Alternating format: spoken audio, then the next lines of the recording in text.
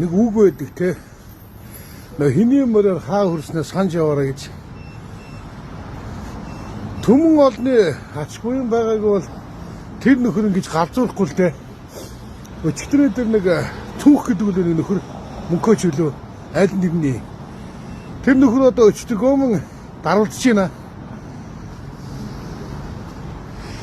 Тэр албан үүргөө гүйцэтгэж яваа тэр нэг төрийн албан хаагчийг бол зүгээр нохоо шиг дийзэлж хэлж те.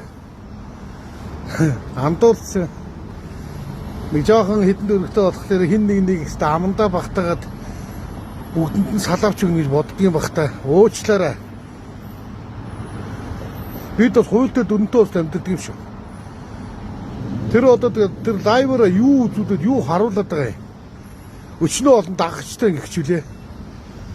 Тэр найз майзгаа зориудын үйлдэл шааж идэв шүү дээ. Нүцгэн шалдан гаргаад дараа царайг нь гаргаж шахаад болил доо.